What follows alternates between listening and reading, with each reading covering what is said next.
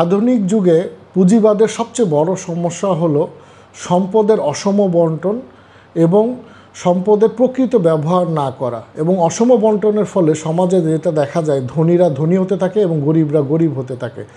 বিগত 3 বছর ধরে বাংলাদেশের রাজধানীর উন্নয়নের নামে ডিটেল এরিয়া প্ল্যান ড্যাপ এই গ্যাজেটটা এই তত্ত্বটাকে সম্পূর্ণরূপে বিশ্বাস করে, যেখানে ঢাকা শহরকে প্ল্যান্ড এবং আনপ্ল্যান্ড এই দুইটা ভাগে ভাগ করে নগরীর মানুষের মধ্যে বিশাল একটা বৈষম্য তৈরি করা হয়েছে, যার ফলে ধনীরা ধনী হচ্ছে এবং গরিব এলাকার মানুষের সুযোগ সুবিধাকে বঞ্চিত করা হয়েছে, যাতে সে ওই এলাকায় থাকতে না পারে।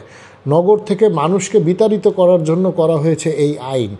এই ডিটেল এরিয়া প্ল্যান ড্যাপ গ্যাজেট হওয়ার পর থেকে গত 3 বছরে এই নগরের নির্মাণ শিল্পে স্থবিরতা নেমে এসেছে এবং মানুষ এই আইনটাকে প্রত্যাখ্যান করে আসছে। এটাকে বিভিন্নভাবে সংস্কার করে তারা এটাকে চালানোর চেষ্টা করেছে, কিন্তু কোনো লাভ হয় নাই। দুঃখের বিষয়, বিগত পুঁজিবাদ সরকারে বিশ্বাসী মানসিকতার মানুষদের জন্য পুঁজিবাদে বিশ্বাসী কিছু মানুষ একসাথে হয়ে এই আইনটাকে গ্যাজেট করেছিল এবং তাদের হাতেই এখন দায়িত্ব এসেছে এটাকে আবার সংস্কার করে পুরান প্যাকেটে নতুন জিনিস দেখানোর।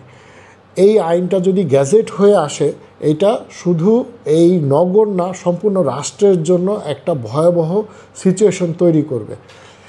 গত 3-4 দিন ধরে এই বইটা পড়ছিলাম, আমাদের প্রধান উপদেষ্টা ডক্টর মোহাম্মদ ইউনূসের লেখা 3 শূন্যের পৃথিবী, যেখানে 3টা উপাদানের মাধ্যমে পুঁজিবাদের এই বৈষম্যকে দূর করার বিভিন্ন পলিসি নিয়ে আলোচনা করা হয়েছে। এখানে সমস্যাকে কেটে না ফেলে সমস্যাকে কিভাবে সাস্টেনেবল ওয়েতে সমাধানে রূপান্তর করা যায় তার প্রস্তাব দেওয়া আছে।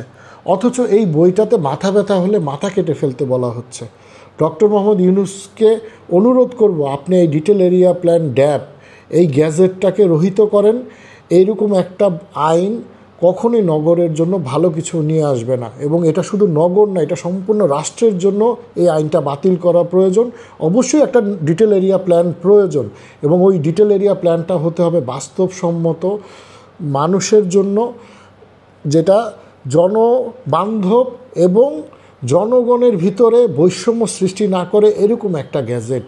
একজন পেশাজীবী স্থপতি এবং একজন সাধারণ মানুষ হিসেবে আমাদের মাননীয় প্রধান উপদেষ্টা ডক্টর মোহাম্মদ ইউনূসের কাছে অনুরোধ, এরকম একটা বৈষম্যযুক্ত ডিটেল এরিয়া প্ল্যানকে বাতিল করে বাস্তবসম্মত, জনবান্ধব এবং বৈষম্য বিরোধী একটা নতুন ডিটেল এরিয়া প্ল্যান ড্যাপ প্রণয়নের ব্যাপারে আপনি অতি সত্বর পদক্ষেপ গ্রহণ করবেন।